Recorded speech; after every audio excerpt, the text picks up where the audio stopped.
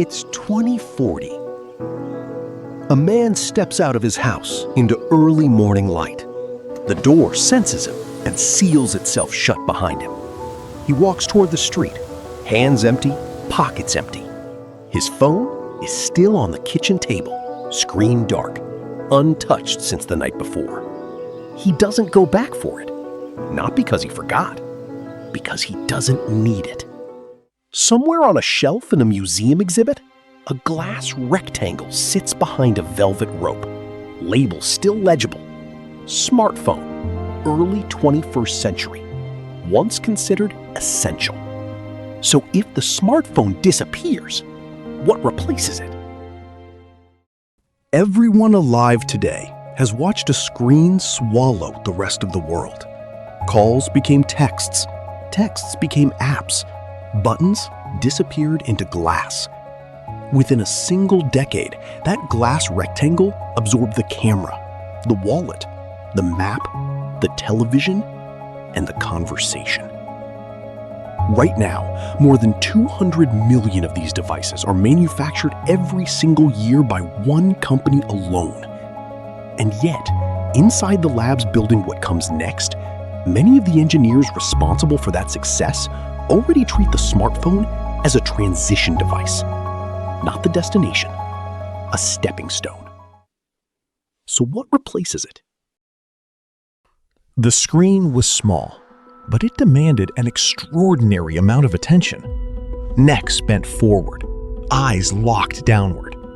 A generation reshaped its own posture around a 4-inch window.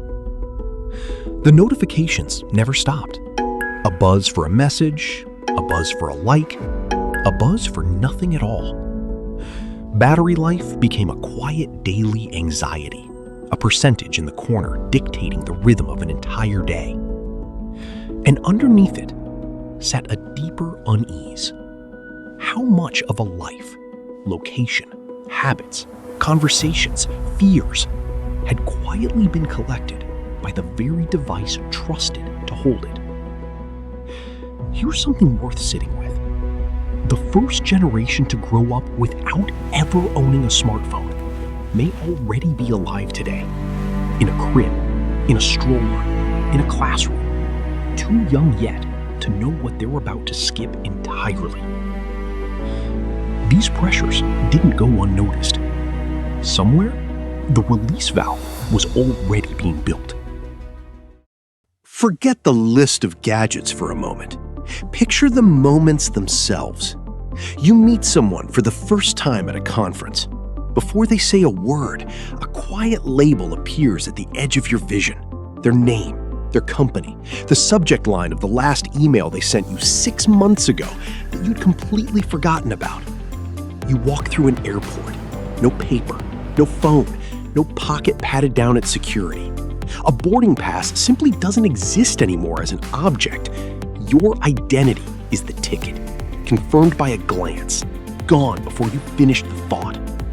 You're cooking, hands covered in flour, and you ask the room a question out loud. No device to unlock, no app to open.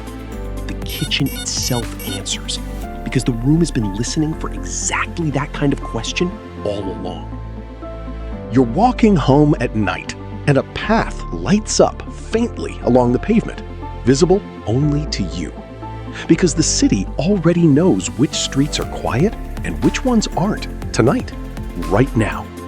None of these moments require a screen in your hand. They require glasses light enough to forget you're wearing them. A ring or a watch already quietly tracking your body's signals. A voice that answers before you finish the sentence. An AI that understands the context of your life well enough that it rarely needs to be told anything at all. Some of this exists today, in early, imperfect form. Some of it is years away.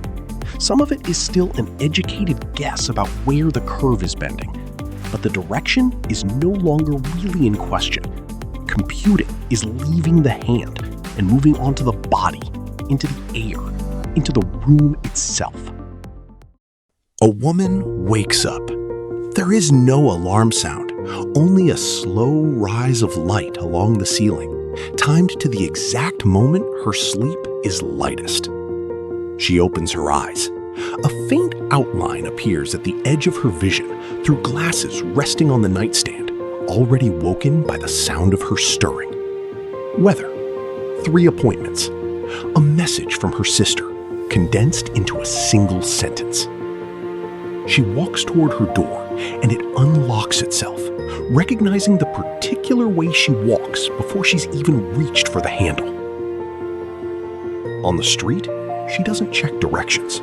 A path simply glows faintly along the pavement, visible only to her. On the platform, the train arrives at the exact moment she needs it, adjusted quietly hours earlier around thousands of calendars, hers included.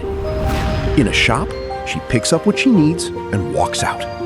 No register, no card, no tapping anything against anything. Payment completes itself, invisibly, before she's reached the door. At work, she doesn't build her own schedule. An assistant she's never explicitly trained has already arranged her day around her energy, her commute, and the people she's meeting, waiting only for a single word of approval. None of this demanded a glowing rectangle pulled from a pocket 40 times a day. The technology didn't vanish. It simply stopped asking to be noticed. A world without smartphones isn't automatically a better one. Every gain here casts a shadow. If glasses can see what you see, privacy stops being a setting in an app and becomes a question about the air itself. If a door unlocks by recognizing your face, security stops being a password, and identity, once stolen, is far harder to reset than a password ever was. If an AI quietly runs your calendar and your errands, dependence stops being a habit and becomes a structural feature of daily life. What happens to a mind that no longer has to remember, plan, or choose? If computing moves into glasses, rings, and ambient rooms, the price of entry rises, and a world built around expensive wearables risks leaving behind everyone who can't afford the upgrade, turning convenience into a new kind of inequality. And it has to be built for everybody, not just the typical one, or it will exclude exactly the people technology should be helping most. Maybe none of this happens by 2040. Maybe the smartphone survives another generation, stubborn and familiar, the way the wristwatch outlived 100 predictions of its death. History rarely follows a script. But if the research already underway is any indication, computing is steadily loosening its grip on a single object in your pocket, drifting outward onto the body, into the room, into the air around you. The smartphone won't disappear overnight. It will fade the way every dominant technology fades, not in one dramatic moment, but in a slow erosion of necessity, until someone leaves the house one morning and doesn't notice until they're already gone that they left it behind. The real question was never whether it would happen. It's what we'll replace it with, and whether we'll build that replacement wisely enough to deserve it. And yet, inside the labs building what comes next, many of the engineers responsible for that success already treat the smartphone as a transition device,